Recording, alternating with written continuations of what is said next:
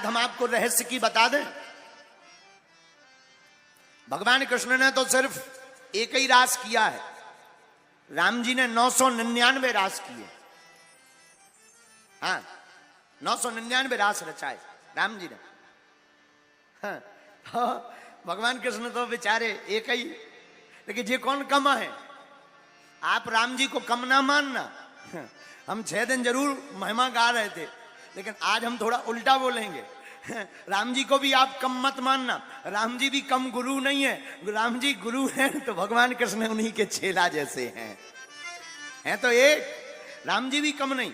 राम जी ने तो 999 रास रचाए, बस इतना अंतर है कि इनके एक विवाह हुए, भगवान कृष्ण के अनेक हुए, लेकिन अनेक भी राम जी के चक्कर में है भाई। हाँ हाँ, ये जितने अनेक विवाह 16,108 भगवान कृष्ण के भाई हैं, ये इनकी देन नहीं, रामायण जी की देन है। हाँ, अच्छा, इसको सिद्ध कैसे करेंगे तो सुनो। तापस वेश विशेष उदासी, तापस वेश विशेष उदासी। रामचरितमानस में कैकेयी माँ ने महाराज दशरथ से वरदान मांगा। वरदान क्या मांगा? राम जी को 14 साल वनवास के लिए भेजो। पहला वरदान दो। दूसरा वरदान, भरत को राजा बनाओ। राम जी गए, जानकी जी बोली हम भी चलेंगे, लक्ष्मण जी बोले हम भी चलेंगे। ठीक है चलो। तीनों लोग वन को जा रहे हैं। 14 साल के लिए वन को गए। अब हुआ क्या? अब देखना भगवान कृष्ण पर कैसी कृपा है राम जी की। वन में गए, चित्रकूट पहुंचे। चित्रकूट रघुनंदन आए। चित्रकूट में राम जी आए। जितने अमलात्मा विमलात्मा महात्मा थे सब राम जी के पास स्वागत करने आए। हा, प्रभु आए हैं, प्रभु आए हैं, वाह वाह वाह। सब महात्मा स्वागत कर रहे, प्रणाम कर रहे, जय जय कर रहे, स्तुति गा रहे, भगवान आए, भगवान आए। लेकिन 2-3 दिन तो महात्मा आए, फिर सब गायब हो गए।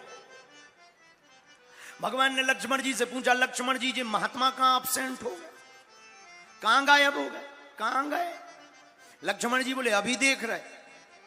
लक्ष्मण जी गए सो जितने महात्मा थे सब पत्थर ठोक भी लगे। पत्थर, बड़ी बड़ी सिलाएं लें और कीला से पत्थर ठोकें। वापस आए लक्ष्मण जी। राम जी बोले कि क्या हुआ लक्ष्मण जी, महात्मा कहां गए?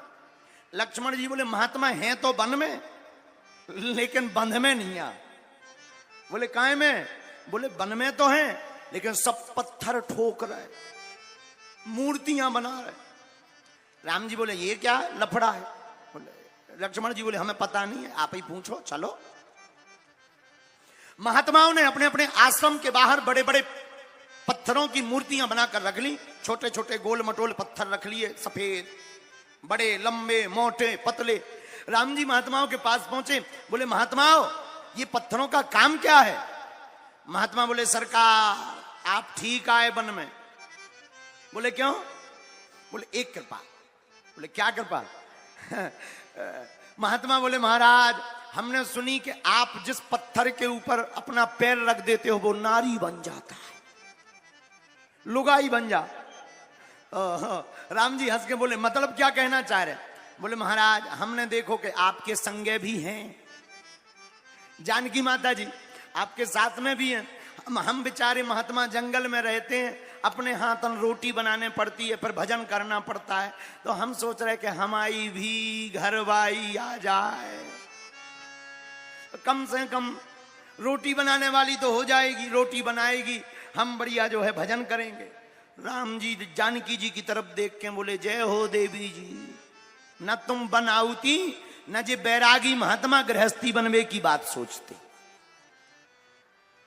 अब कोई बात नहीं, राम जी ने समझाया ऐसा नहीं है, बड़ा दुख होता है, गृहस्थ में बड़े झंझट हैं, आप ना पढ़ो। महात्मा मान गए, लेकिन पूर्णतया नहीं माने। तो लोगों का मानना है कि जानकी जी का हरण रावण ने किया, हमारा मानना है कि राम जी ने ही जानकी जी का हरण जानबूझकर कराया। जब रावण ने जानकी जी का हरण कर लिया, राम जी ने करवा दिया, तब राम जी जानकी जी के वियोग में रो रहे। एहा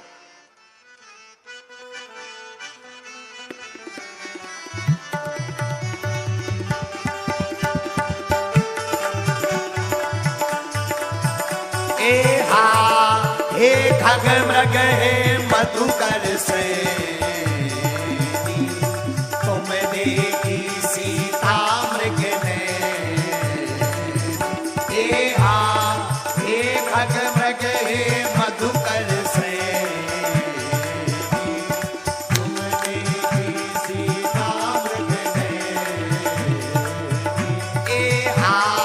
श्री राम जय राम जय जय राम। श्री राम जय राम जय जय राम। ओ श्री राम जय राम जय जय राम।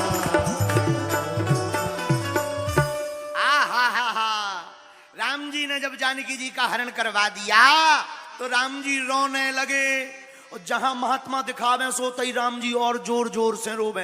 हे सीते, पेड़ से लिपट जाएं, जानवरों को हिरणों को देखकर पूछें तुमने देखी जानकी जी, रोवे।